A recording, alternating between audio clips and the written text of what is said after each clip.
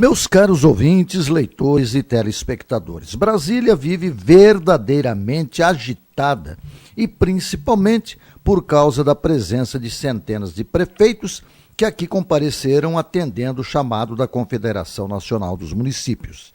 E não saem de mãos vazias. E como as medidas anunciadas podem ser estendidas aos governadores, é provável que a maioria deles também esteja na capital da República nesta quarta-feira. Tudo por uma causa nobre, evidentemente. A medida provisória anunciada pelo presidente Michel Temer, que amplia o prazo dos municípios para quitar dívidas com o INSS, também se estenderá aos estados. O texto foi assinado por Temer na cerimônia de abertura da 20ª Marcha Nacional dos Prefeitos. No evento, o anúncio foi de que a medida dizia respeito somente aos municípios.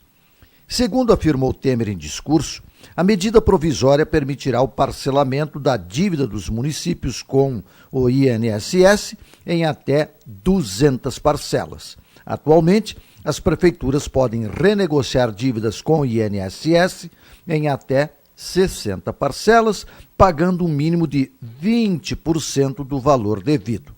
As regras para os estados serão as mesmas. O texto tem 3 pontos principais.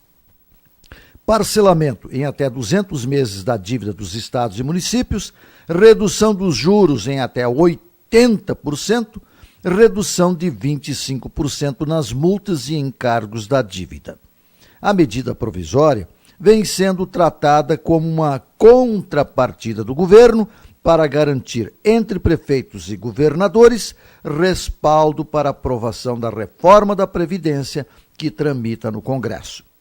Temer afirmou que a proposta é um dos caminhos do fortalecimento da federação no país. Para ele, o país tem uma visão política centralizadora. O raciocínio pode ser simplório. Se há um acordo com os prefeitos e isto traz benefício para os municípios, e se vai ser estendido aos estados, é difícil de alguém ser contra. Porém, tem algumas questões que poderiam ficar mais claras, como, por exemplo, quais os critérios que levam a estes benefícios, a estas negociações de dívidas que parecem intermináveis.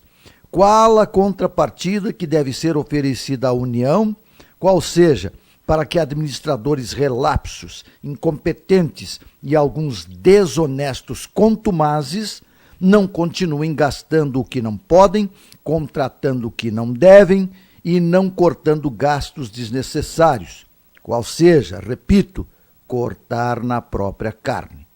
A marcha já está na sua 20ª edição. O que precisa ser feito?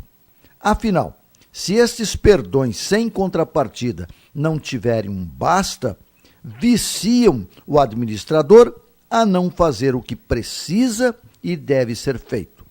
Afinal, não há almoço grátis. Se isto é verdade, o dinheiro das dívidas não vai entrar. Consequentemente, vai faltar para outros setores suprirem outras necessidades. Mas nós sabemos muito bem quem continuará pagando estas contas. A decisão é meritória, o benefício é inegável, socorre municípios e estados. Porém, pode ser injusta se não houver uma exigência de rigor e competência nas gestões, principalmente com aqueles que cumprem com seus compromissos, regulam receitas com despesas.